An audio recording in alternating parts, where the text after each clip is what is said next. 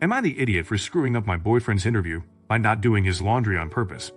I, female 25 and my BF, male 26, had a big interview on Friday that could jumpstart his career.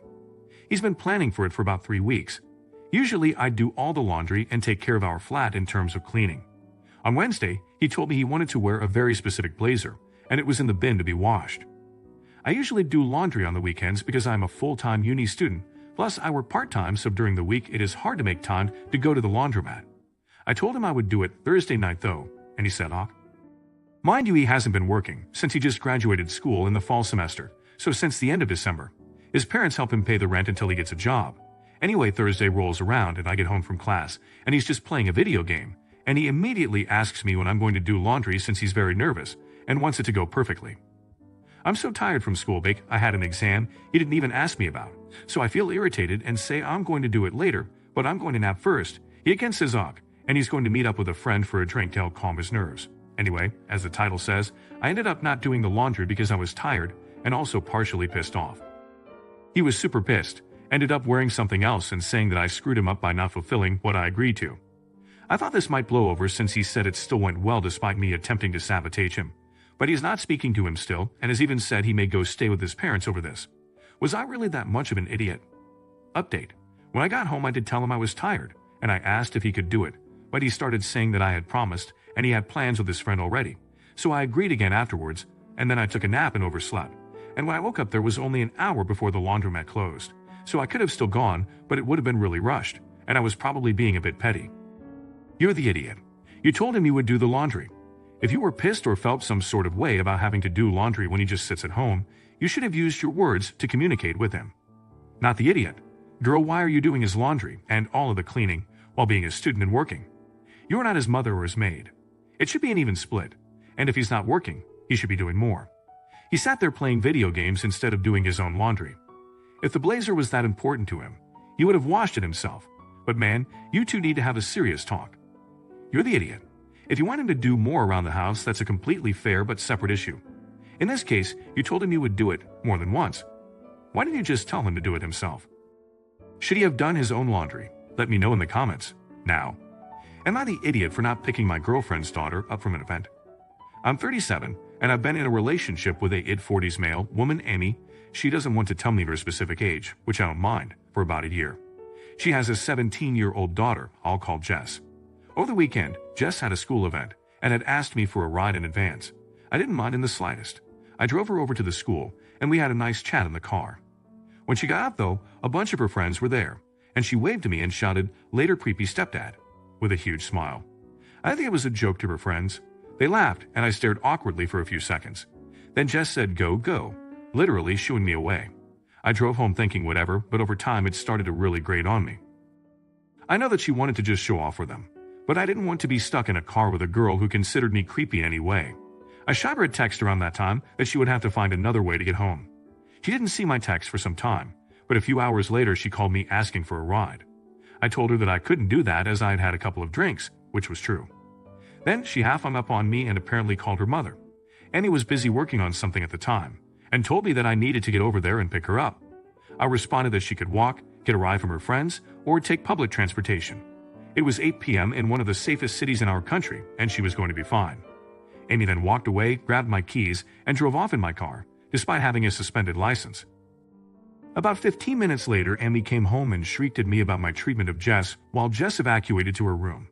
I told her that she really shouldn't be driving without a suspended license, and Amy said she wouldn't have to if I were more responsible. When I reminded her of why her license was suspended, she got furious. It's a pretty touchy subject, and told me she'd leave if she had anywhere else to go. I brushed her off with a lame, "That sounds like a you problem," and we haven't talked since. Was I being an idiot here? Update. Thanks for the responses, everyone. I've decided that due to this situation, among other things, Amy and Jess are going to be leaving my residence. I told Amy that she has until next weekend to get out, which caused a pretty terrible fight, but the red flags are very concerning. I'm sure she'll try to love bomb me so she can stay, but I've made up my mind. I really appreciate your input on the matter as it helped me decide. You're the idiot. Clearly you haven't been around teens much and took what she said in front of her friends far too seriously, and saying that sounds like a problem, and not talking to her after that sounds pretty immature as well. Not the idiot. The moment she called you creepy, you were right to exclude yourself from her. She's underage, and spreading that around even as a joke is dangerous to you. I'd insist on not being alone with her again, honestly. Did he take it too personally? Let me know in the comments. Now, am I the idiot for lying and buying stuff my dad doesn't approve of? I, female 16, have friends my dad disapproves of. My friends are great people. They're nice, don't do drugs, don't have sexual partners, and are good students. My dad, however, says they are emotionally manipulative and are taking advantage of my love of gift giving. Because of this, he has banned me from buying / making them anything. I don't know where he got this idea from, as my friends are very nice people, but I don't argue with them.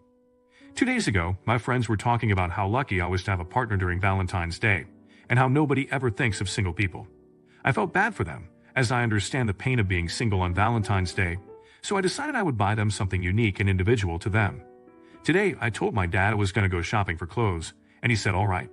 Instead, I went shopping for my friends, and I ended up buying them $200 worth of treats and stuff I thought they would like. I brought this home and tried to hide it in my room, but I failed and my dad ended up finding out. He got pissed and yelled at me for feeding my friends narcissistic behavior. He said I needed to grow up and stop being taken advantage of. I yelled back, saying that it was my money and my friends, and that I can buy what I want for whoever I want. He went silent and stormed off. A couple hours later, he texted me saying that I was grounded, and I can't go anywhere without someone else around until I leave my friends. I'm upset, as my friends are the only people I have at my school. I feel guilty though, as I never yell or lie or go behind my dad's back. What should I do? Am I the idiot? No idiots here. You poor baby, your dad is right, which is really heartbreaking. I think he's going about this the wrong way, but he just wants to protect you. Your friends aren't bad per se, but they aren't really your friends. They are using you for money and free labor, such as the animals and the dress. If you didn't buy them things or did things for them, would they still be your friends? If you didn't text them, would they get mad and ignore you to teach you a lesson? That's not how friends work. You're the idiot for not listening to your father and letting your manipulative friends take advantage of you. Here is an easy test for your friends. Tell them you ran out of money, etc., and see how often they want to be around you. Are her friends taking advantage of her? Let me know in the comments. Now, am I the idiot for being pissed at my future spouse for refusing to wear sunscreen and getting sunburned 3 days before our wedding? Our wedding is in 2 days. We are having a destination at a beach resort, and yesterday they spent a few hours at the beach with their friends. So since we've been dating, they've never understood the importance of wearing sunscreen. Skin cancer runs in my family, so I am hyper-cognizant about this. They're not. I have constantly had to parent them when it comes to this. Make sure they apply sunscreen like they're a kid, and it's frustrating. We've been separate doing things with our respective parties, so I can only make sure they put on sunscreen the first time I see them in the morning. Yesterday I got them to put it on, and around 9 they went out, and I went to see my friends. I didn't see them again until 5, and when I did, they were beet red all over. I asked them what happened, and they said they forgot to reapply sunscreen. I was very upset, and here's why: obviously skin cancer. And second, this means they are going to be red at our wedding, and in our wedding pictures, they're going to be red. We spent a lot of money on this, and we only get one wedding in these pictures. I know pictures aren't the most important, but still, it's incredibly frustrating for me to have to baby them about this, and the reason why they'll look this way in the pictures is because they refused to just listen to me. I went off on them and told them that now they're going to be red in our pictures because they refused to listen to me. I told them that I'm tired of babying them on this. They started crying and told me that it was an accident and that I'm being a huge idiot about this and that. We argued about this and it wasn't resolved. Am I the idiot? I'm going with not the idiot. You expressed multiple times how important this was to you and why. Your partner did not protect your couple's bubble, and that is really why you are upset. This ain't about pictures, it's about trust. In a couple's trust is the foundation, and this is shaking yours. You need to explain the root feeling here to your fiancé. Everyone sucks here. Your significant other should be better about sunscreen and taking care of themselves. You need to understand what's happened, and there is no reason to make someone feel worse. This is one of those funny stories that you will look back on and laugh about how your son was so stupid about sunblock, and that's why he's red in the photos. Did Apu overreact? Let me know in the comments. Now, am I the idiot for taking my flatmate's cat away? I, female 30, shared a flat with Carl, male 30, and his cat for a year. Last week, my lease expired, and I took the cat with me after moving out. Carl wasn't the greatest of owners. While he did take care of the cat's food, water, and litter box, he ignored her existence almost entirely. He has been living a shutout lifestyle. His door permanently closed, leaving the cat shunned, stepping out of his room only to use the toilet, grab takeout, or leave the house.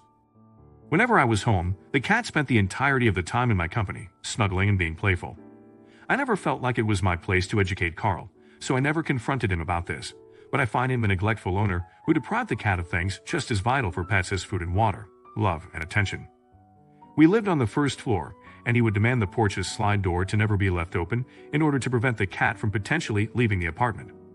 One time when he wasn't home, I brought her with me to sit in the sun, and she had the best day of her life birdwatching and climbing the vines, which saddened me because I realized how confined she always is, detached from her natural tendencies and external stimulations. Me and the cat truly bonded during my time in that flat. She would snuggle against me whenever she had the chance. In the evenings, we'd play catch with paper balls, and in the early mornings, she would show up to sleep at my side. I just couldn't leave her behind, and I knew that if I'd asked for Carl's permission to take her with me, he would, one, most likely refuse to, would immediately be suspicious of me were the cat to vanish soon afterwards. So a few days after I moved out, I returned to the flat while Carl was at work using a spare key, let the window open to make him think she exited through it, and took off. As for the cat, she recently completed her adjusting period, and now she's a happy, loved furball. A friend told me I'm in the wrong for doing this, so I decided to take this up to Reddit's court. Am I the idiot? You're the idiot. You've kidnapped this cat. I'm fairly certain I would be a better parent than most of the clowns I see running around with children. That does not entitle me to enter into their homes and take their children to raise as my own. It would be considered kidnapping, and is generally frowned upon. Not the idiot. That cat deserves love regardless of human emotions. Animals don't have a voice. As humans, we need to protect them whenever humanly possible. Animal control would have likely done nothing in this situation. Or worse, they could have taken the cat and had it euthanized. Shelters are at max capacity in most places as well. I'm glad the cat has a loving home now, and I'm completely willing to overlook the legality of your choice. You're the idiot. You trespassed into a home you have no business entering and stole a freaking cat. You deserve to face criminal charges. If you actually thought the cat was being mistreated, you should have reported your roommate to animal welfare authorities. So either you don't actually give a shit about the cat's wellness, or it wasn't in any danger at all. Is she wrong for taking the cat? Let me know in the comments. Now, would I be the idiot if I turned my friend in for cheating? My friend, female 23, and I, female 24, are roommates and also classmates. Over the past year, I have watched her become increasingly lazy and irresponsible to the point I don't want to live with her anymore. When we first moved in together, she was pretty laid back like me. Lately, she's constantly having guests over and letting them stay over late into the night when she knows I am in bed by 9 or 10 and am up at 6 a.m. for work. She's getting drunk and generally not pulling her weight around the house despite me repeatedly asking her to actually clean up. My peace and quiet are non-existent at this point. That's already bad enough, but the last straw has been her slacking at school and expecting me to help her. She's barely paying attention and going to class hungover, so of course she's not learning all that much. Now she wants me to share my homework answers with her and plagiarize my work, and I'm so aghast that she would even ask. How entitled do you have to be to ask someone to give away what they actually put in the effort for? She's self-destructing fast enough and now plans to pay someone for answers. I'm just about fed up with this nonsense and have half a mind to clue our teacher in. I just don't have patience for irresponsible BS, and she doesn't deserve to skate by while the rest of us actually do what we're supposed to. There's just no excuse, and it's not okay. If I'm being honest, I'm hoping she would get booted from the school and then would have no reason to live with me anymore, but that's neither here nor there. She doesn't deserve to be in class if she's not committed to it. Would I be the idiot? Should I just let her suffer the consequences whenever they do finally catch up to her? You're the idiot. Honestly, you sound petty as hell. You're mad because she is disrespecting your peace of mind. I get it, I had partier roommates in college as well. Instead of being the judge of her life choices, move out. Being vindictive won't get you anywhere in life. Not the idiot. It's perfectly within your rights to go to your professor and explain that your friend has asked you to share your work so she could plagiarize it, because there is a chance that she might decide to just take your work without asking and then have it end up with you being branded as the cheater, where your education is put at risk. You have to protect yourself first and foremost. Why she's acting out isn't your business, and I get the frustration of working hard and seeing someone else just want to coast along to keep having fun. Should she turn her in? Let me know in the comments.